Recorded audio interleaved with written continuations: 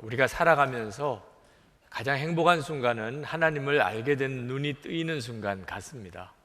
하나님을 정말 살아계신 하나님으로 우리가 만나게 될 때, 그리고 하나님의 뜻을 알게 될 때, 또 하나님의 사랑을 내가 이렇게 경험하게 될 때 우리 인생이 바뀌는 모양입니다.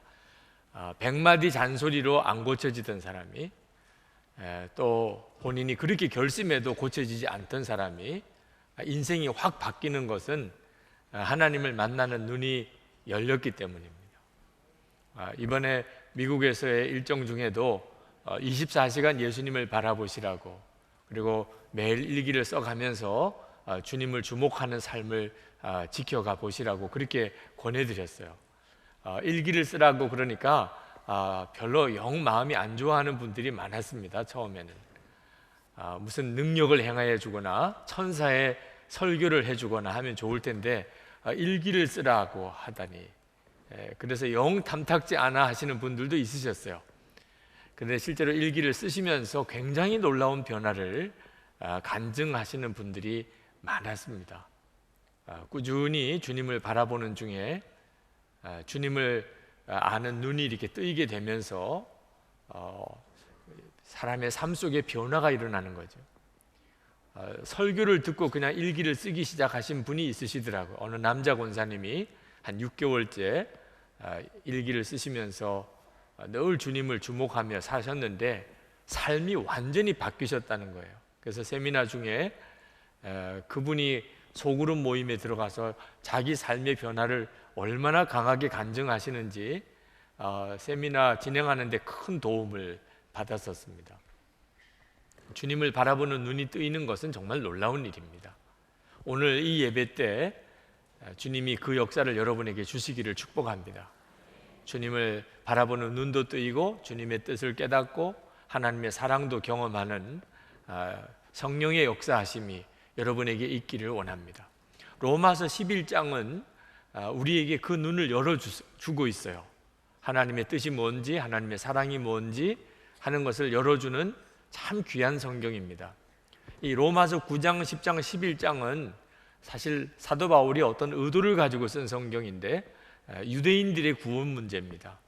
하나님이 택하신 유대인들을 왜 하나님이 십자가 복음을 거절하게 만드셨을까?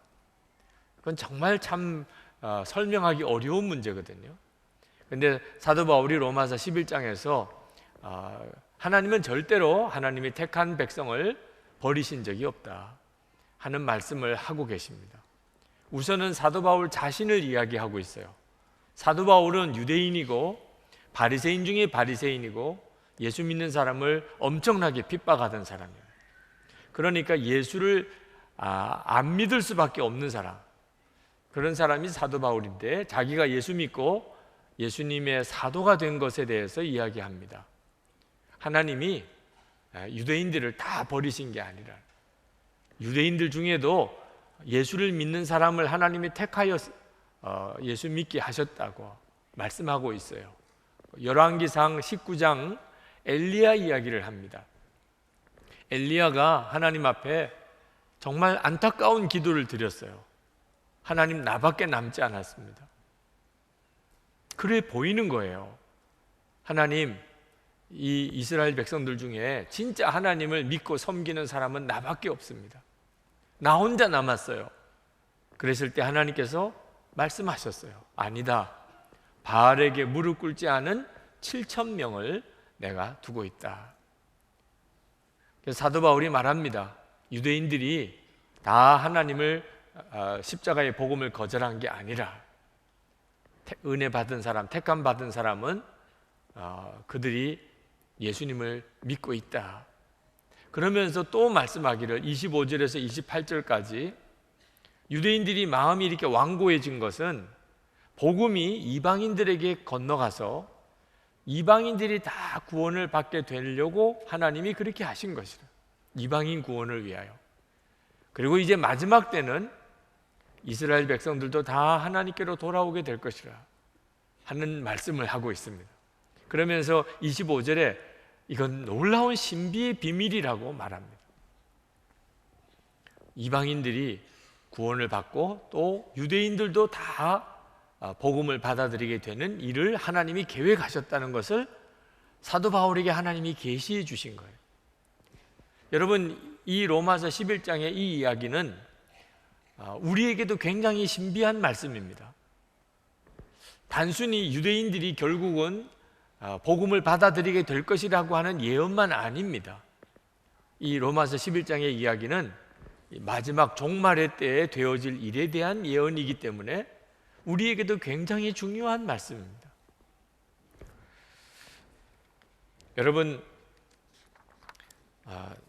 사도 바울이 25절에서 이방인의 충만한 수가 들어오기까지 이렇게 말씀을 했는데, 이 이방인의 충만한 수라고 하는 개념이 굉장히 중요합니다. 예수님께서도 이런 말씀을 하셨어요.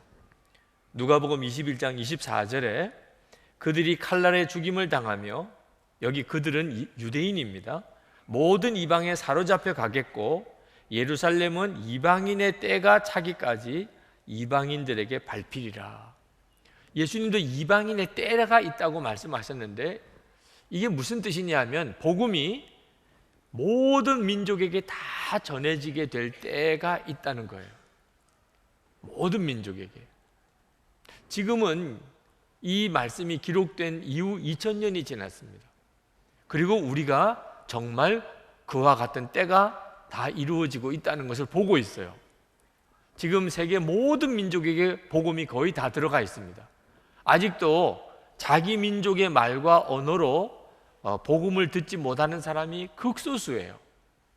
어떤 선교학자는 2020년이 되면 그러면 모든 족속의 언어로 성경이 다 번역이 될 것이라고 말하기도 합니다.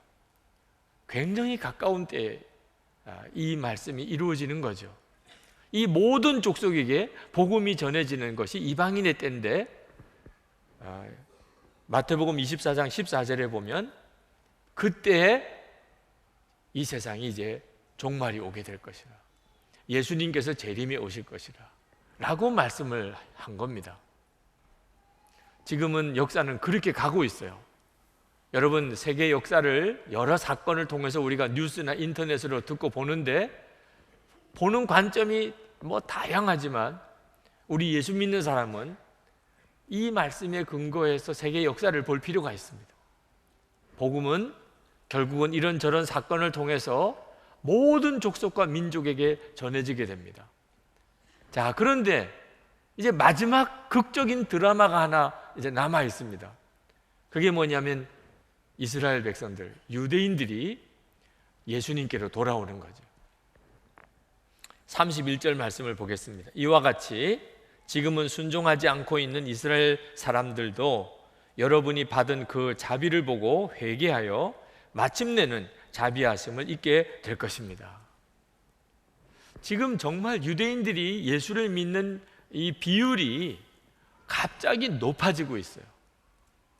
지금 이스라엘 선교사님들이 이구동성으로 하는 이야기가, 지금 이 이스라엘 사람들 중에 예수를 믿는 사람이 급격하게 늘어나고 있습니다. 사도 바울이 2000년 전에 이 말씀을 할 때만 해도 상상도 안 되던 일입니다. 그런데 이것이 2000년 뒤 지금에는 우리에게는 너무나 놀라운 현실이 되어 있는 거예요. 사도 바울이 하나님으로부터 이 비밀을 깨닫게 됐을 때 사도 바울은 하나님 앞에 정말 탄성을 지르면서 하나님께 찬양을 올려드렸습니다. 33절입니다. 하나님의 부유하심은 어찌 이리 크십니까? 하나님의 지혜와 지식은 어찌 그리 깊고 깊으십니까? 그 어느 누가 하나님의 판단을 헤아려 알 수 있으며 그 어느 누가 하나님의 길을 더듬어 찾아낼 수 있겠습니까? 사도 바울은 자기 자신이 유대인이기 때문에 하나님이 이와 같이 하실 것에 대해서 사도 바울에게 깨닫게 하셨을 때 너무너무 감격스러웠어요. 그러나 우리도 오늘 마찬가지예요. 아마 우리는 사도 바울보다 더 할 겁니다. 왜냐하면 2000년 전에 사도 바울이 받았던 이 계시의 말씀이 지금은 실제로 우리가 이루어지고 있는 그때에 살고 있어요. 아마 여기에 계신 분들 중에 상당히 많은 분들은 실제로 주님이 재림이 오실 때 그 재림하신 주님을 맞이할 수 있을지 모르겠어요. 왜냐하면 성경이 말하고 있는 이 예언이 놀랍게 이루어지고 있는 때에 우리가 살고 있기 때문입니다. 복음은 모든 민족에게 전해지고, 그리고 유대인들이 예수님께로 돌아오는 일이 우리 주님이 재림하시기 전에 이루어질 일이라는 거죠. 그런데 오늘 이 말씀 중에 우리가 한 가지 조심스럽게 다루어야 할 것은, 유대인들이 예수님의 십자가 복음으로 돌아오게 될 것이라는 이 메시지가 곡해되기 쉬운 메시지예요. 1948년 5월 14일에 1900년 동안 그 이상 나라 잃은 그런 이스라엘 민족이 나라를 이제 되찾게 됩니다. 이건 정말 극적인 사건이고 있을 수 없는 일과 같은 일이죠. 그래서 지금 이스라엘이라는 나라가 생긴 거죠. 근데 이 이스라엘이, 지금 있는 이스라엘이라는 이 국가가 로마서 11장 예언의 성취다라고 보는 의견이 있습니다. 기독교인들 사이에. 특히 미국에는 그런 의견을 가지고 있는 분들이 상당히 많고, 우리 한국 교회 안에도 그런 의견을 가지고 있는 분들이 있으세요. 그래서 왠지 이스라엘은 우리 편 같아요. 특히 우리 기독교인에게는. 팔레스타인은 남의 편 같아요. 그런 느낌이 있어요. 그래서 이스라엘은 잘 돼야 되고 팔레스타인은 빨리 쫓겨나야 되고, 이런 느낌을 가지고 있는 분들이 있는데, 이것은 성경에 대한 굉장한 곡해입니다. 유대인들이 예수님 복음으로 돌아오는 거하고 지금 이스라엘과 팔레스타인의 문제는 같이 연결시키면 안 돼요. 팔레스타인 선교사님들 많습니다. 그분들을 찾아가서 만나보면 팔레스타인 중에 기독교인들이 많아요. 그러면 하나님은 이스라엘이라고 하는 나라를 회복시키기 위해서 팔레스타인 사람들은 다 내쫓아야 되는 것이, 그게 복음일까요? 지금 이스라엘과 팔레스타인의 문제는 단순히 이 성경의 예언 성취로 이해할 수 있는 문제가 아닙니다. 성경이 예언하고 있는 것은 이스라엘이라는 나라가 독립을 하고 회복이 되는 데 초점이 있는 게 아닙니다. 유대인들이 예수를 믿게 될 것이라는, 단순히 그거 하나예요. 유대인들이 예수를 믿게 될 것이다. 그들도 예수님께로 돌아오게 될 것이라는 거지, 팔레스타인 사람들은 내쫓아야 된다는 뜻이 아닙니다. 우리가 유대인들이 예수님께로 돌아오기 위해서 전도도 하고 기도도 해야 합니다. 그건 굉장히 중요해요. 동시에 팔레스타인 크리스천들을 위해서, 그들도 구원받기 위해서 동시에 기도도 하고 전도해야 하고, 이스라엘 나라 편에 서야 한다, 이런 뜻은 아니라는 겁니다.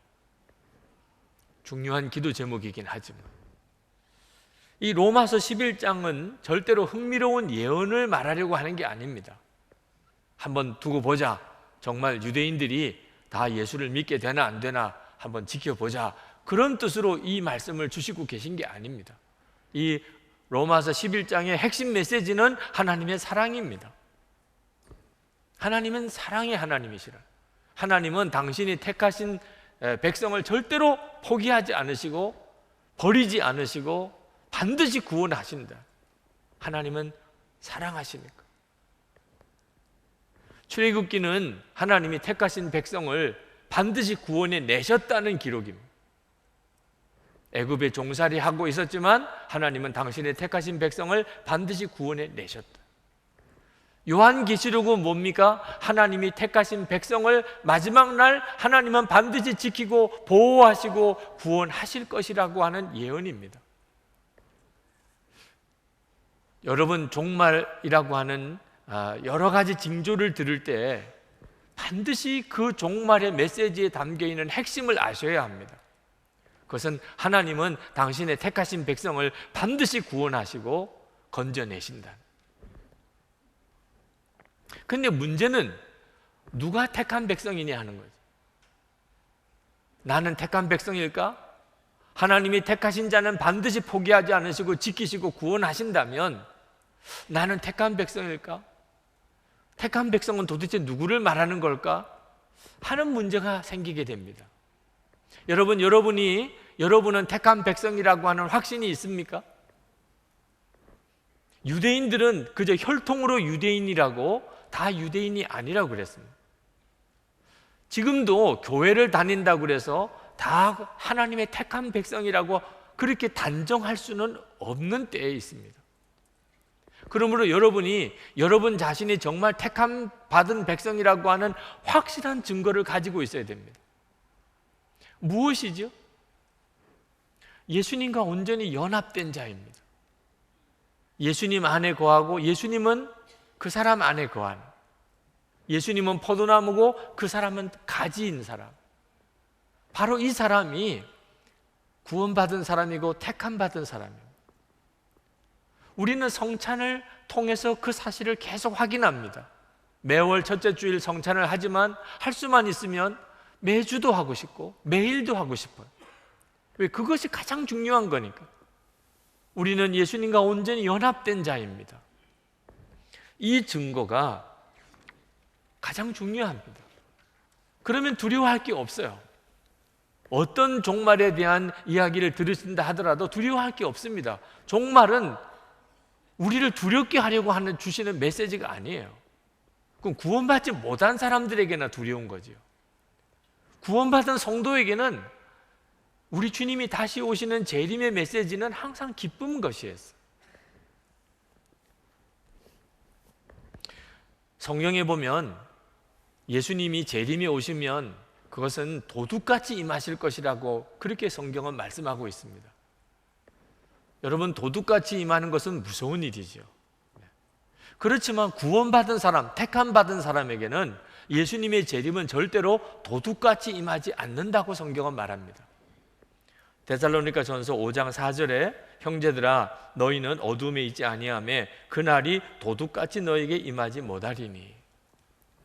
여러분, 예수님이 재림에 오실 때 우리는 절대로 예수님의 재림을 도둑같이 맞지 않습니다. 왜? 예수님은 늘 우리 안에 계셨습니다.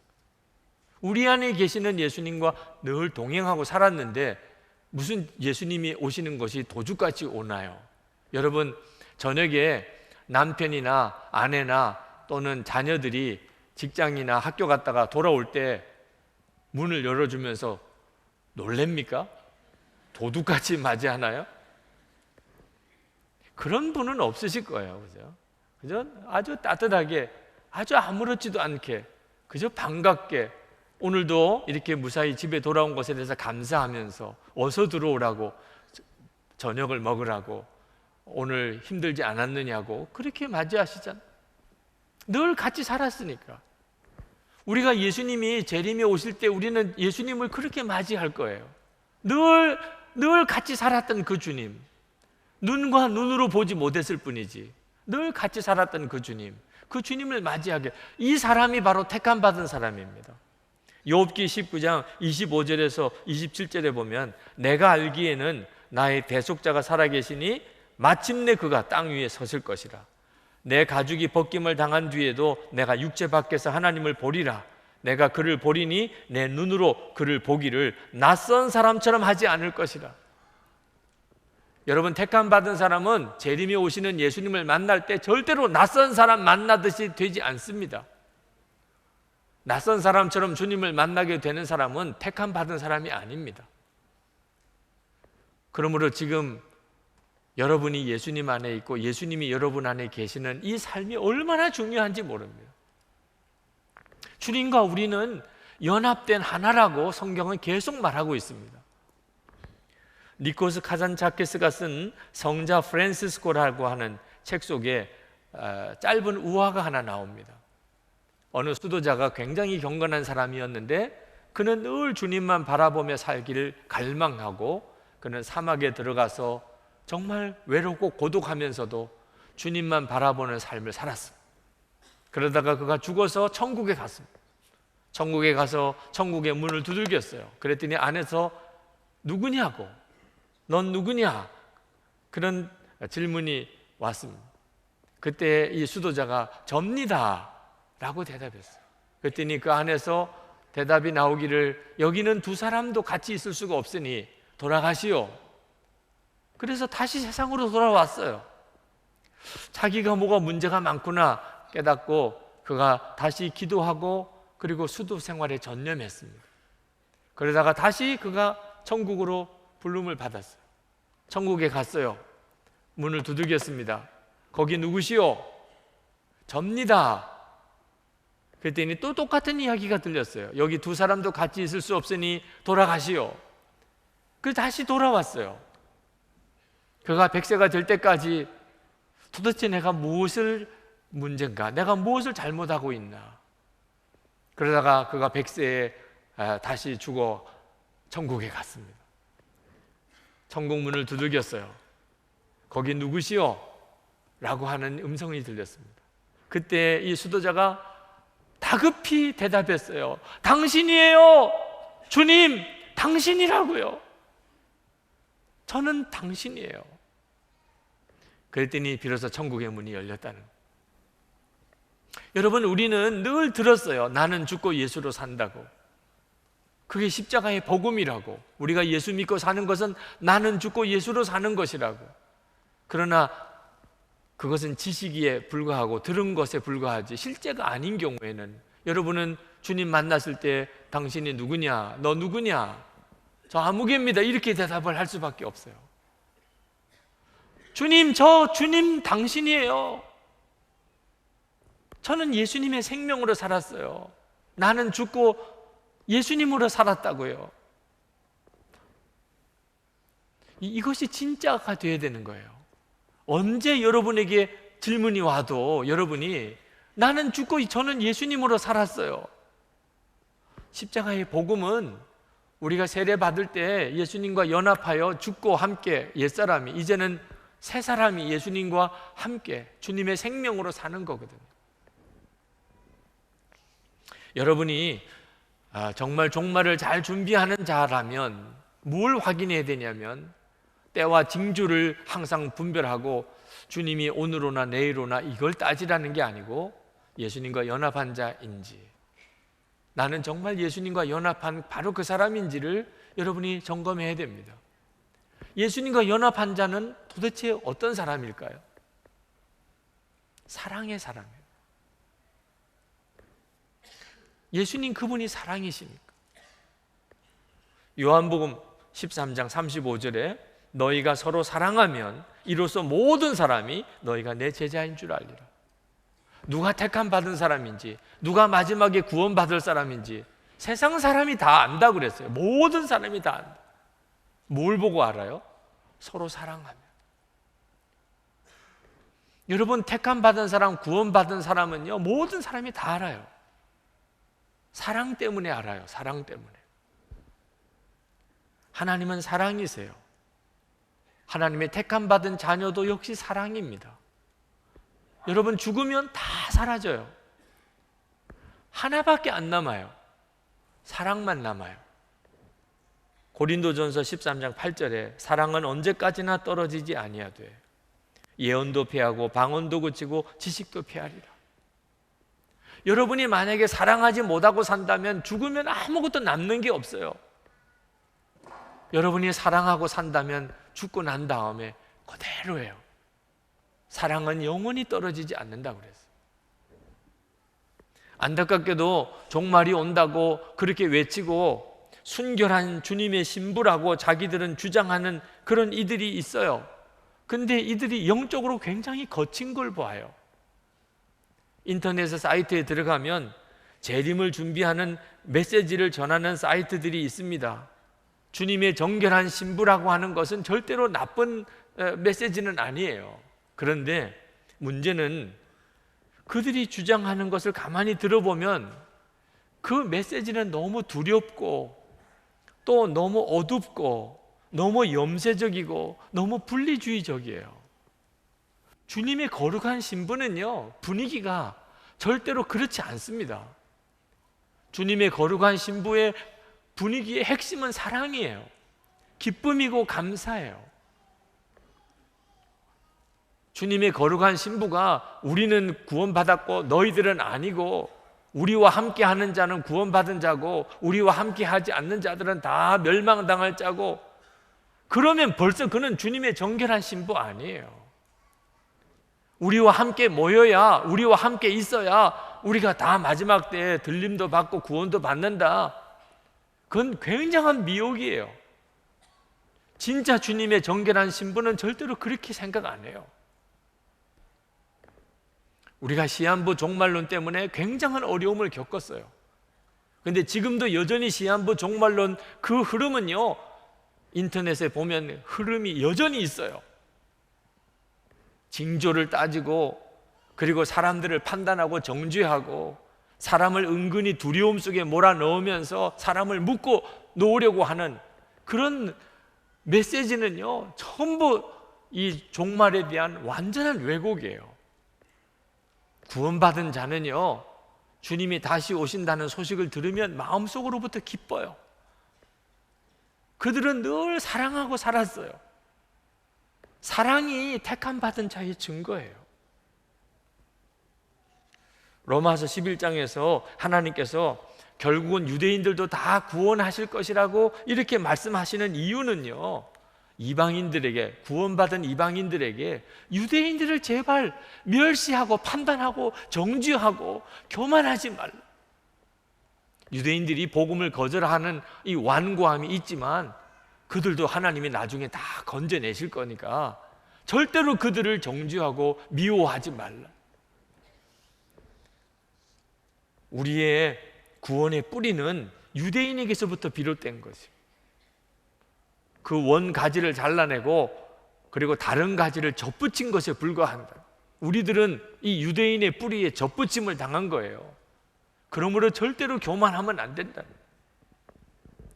그러면서 두려운 말씀을 하셨어요. 21절에 하나님께서 본래의 가지들을 아끼지 않으셨으니 접붙은 가지도 아끼지 아니하실 것입니다.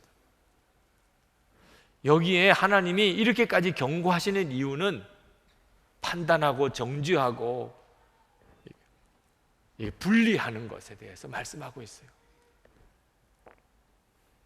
이방인들은 하나님의 인자하심으로 구원을 받았습니다. 그러므로 항상 하나님의 인자하심 속에 살아 있어야 돼요. 그렇지 않으면 무서운 일이 이방인들에게 일어납니다. 22절이에요. 그대가 하나님의 인자하심에 머물러 있으면 하나님이 그대에게 인자하게 대하실 것입니다. 그렇지 않으면 그대도 잘릴 것입니다. 로마서 11장 메시지는 결국 마지막 날 되어질 일을 내다보면서 이방인 기독교인들에게 유대인들을 품어주라, 유대인들을 위해서 섬기라, 그들을 아끼라. 우리가 이 말씀대로 지난 2000년 동안 했으면 유대인들은 벌써 구원받았을 거예요. 그런데 안타깝게도 2000년 기독교 역사에 유대인들을 향한 기독교인들의 핍박이 말할 수가 없었어요. 세계 2차 대전 때 독일에 의해서 유대인 600만 명이 학살당한 이 일은요, 뿌리가 유대인들을 혐오하는 기독교인들의 생각 속에서 시작이 되어 있습니다. 사도 바울이 그렇게 안타까웠던 거예요. 복음을 거절하는 유대인들을 이방인 기독교인들이 미워하고 그들을 멸시하고 교만하게 할까 봐. 하나님의 계획은 그게 아닌데 말이에요. 그런데 기독교 역사는 안타깝게도 그렇게 흘러갔어요. 오늘 설교를 준비하면서 나는 진정으로 주님을 맞이할 준비가 되었는지를 생각해 보게 됐습니다. 진정으로 준비된 주님의 신부는 예수님과 온전히 연합한 사람, 다른 사람이 보면 예수님을 보는 것 같은 사람, 그것은 단적으로 설명하면 사랑입니다. 사랑. 이번 코스타 30주년 기념대회가 지난 화요일부터 목요일까지 있었습니다. 그때 둘째 날 저녁에 순교라는 영화를 보았습니다. 저는 여러분들이 그 영화를 꼭 한번 보시게 되기를 권합니다. 그 영화 속에 고 배영규 목사님의 순교 이야기가 나옵니다. 그 다음날 폐회 예배 때 무학교에 담임하시는 김창건 목사님께서 폐회 예배 설교를 하셨는데 그 배영규 목사님 이야기를 하셨어요. 그 배영규 목사님이 제주도 분이십니다. 제주 영락교회를 담임하실 때 배영규 목사님을 거기서 만났다는 거예요. 그때는 그는 청년이었습니다.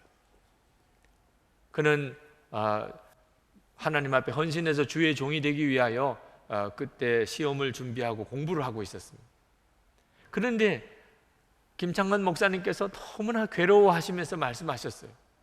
그 배은규 목사님의 순교 영상을 보면서 너무너무 마음이 고통스러웠다는 거예요. 왜? 그 배은규 목사님과의 관계가 별로 좋지 않았었다는 거예요. 그 배은규 목사님을 내가 품어주지 못한 것에 대해서 솔직한 고백을 하셨어요. 그때 공부방이 없어서 공부 못하는 아이들을 교회에서 다 오라 그래서 교회에서 공부를 하게 해주었습니다. 공부방을. 근데 담임 목사님이 가만히 보니까 애들이 모여가지고 공부는 안 하고 계속 장난치고 놀기만 하는 겁니다. 그래서 이렇게 해서는 안 된다. 이건 기본 취지가 아니다. 그래서 교회 공부방을 폐쇄시켰습니다. 교회 와서 떠들고 놀려면 교회 오지 마라. 근데 배윤기 목사님이 청년 때 찾아왔더래요. 목사님, 저는 공부할 데가 없습니다. 저는 교회 와서 공부해야 됩니다. 목사님이 고집을 부리셨대요. 원칙은 원칙이다. 이러면 공부방 열어줄 수 없다. 그게 너무너무 괴로웠다는 거예요. 그 배은규 목사님이 결국은 그렇게 순교하신 그 내용을 영상으로 보면서 왜 내가 그때 그 청년을, 그 젊은 하나님 앞에 헌신한 그 청년을 내가 더 품어주고 더 사랑으로 받아주지 못했을까? 그런 아픔을 회개하면서 고백을 하셨어요. 저는 그 목사님의 그 진솔한 회개가 너무 귀했어요. 그건 정말 어려운 일이거든요. 실제로 그런 일이 있었다고 그러더라도 그 이야기를 하기가 어려운 일이거든요. 저는 참 존경스러운 선배 목사님이라고 생각했어요. 그러면서 저를 돌아봤어요.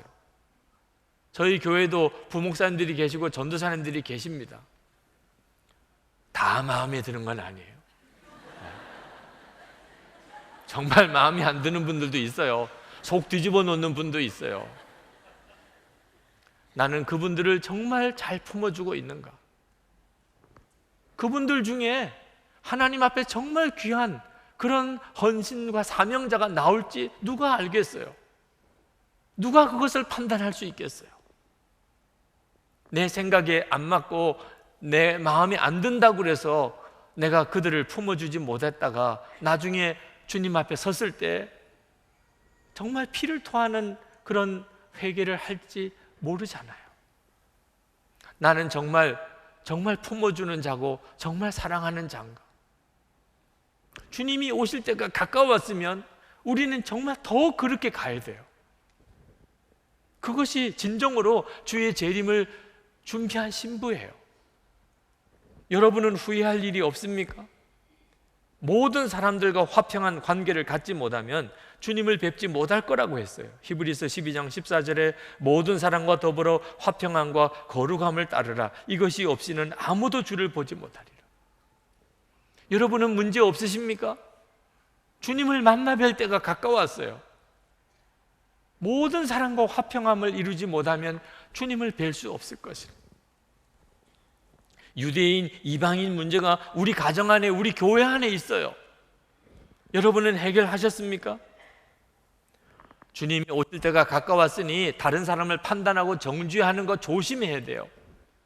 마태복음 5장 22절에 나는 너에게 이르노니 형제에게 노하는 자마다 심판을 받게 되고 형제를 대하여 라가라 하는 자는 공회에 잡혀가게 되고 미련한 놈이라 하는 자는 지옥불에 들어가게 되리라. 여러분, 화날 일이 있으면 괜히 화가 납니까? 화날 일을 했으니까 화가 나죠. 우리가 누구에게 뭐라고 비판하면 괜히 그러겠어요? 잘못했으니까 우리가 비판하는 거잖아요. 그러나 정신 똑바로 차려야 돼요. 주님은 아무 조건 없이 화내는 자, 그리고 미련한 자라고 욕하는 자 다 지옥불에 들어가게 될 것이다. 어떤 남자분이 찾아오셔서 절대 나는 그 사람을 용서할 수 없습니다. 목사님이 무슨 말씀을 하셔도 나는 용서 안 할 겁니다. 그래서 제가 그분에게 내일 예수님이 재림하신다고 그래도 용서 안 하시겠습니까? 그랬더니 그러면 해야죠 이러더라고요. 내일 주님이 재림이 오신다고 생각하고 모든 사람과의 관계를 맺어야 돼요. 여러분, 내일 주님이 오신다. 그래도 괜찮겠냐? 빌립보서 4장 5절에 너희 관용을 모든 사람에게 알게 하라. 주께서 가까우시니라.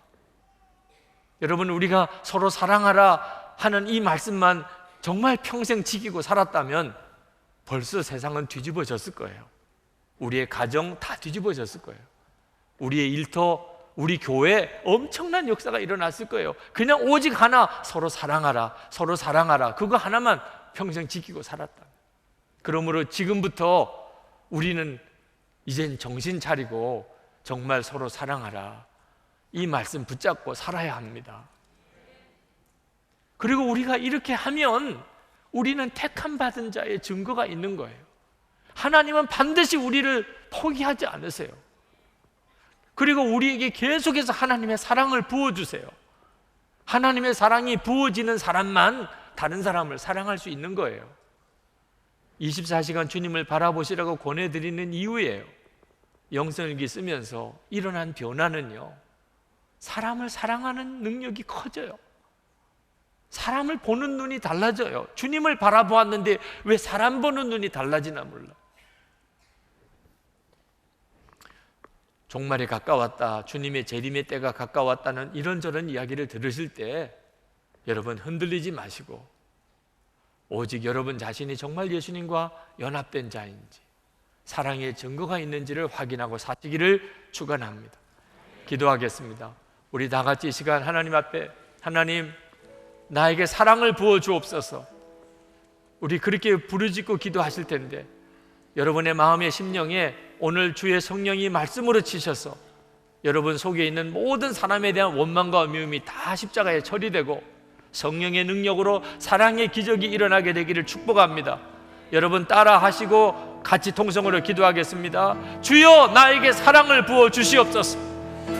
나에게 사랑을 부어 주시옵소서. 은혜와 사랑이 충만하신 아버지 하나님,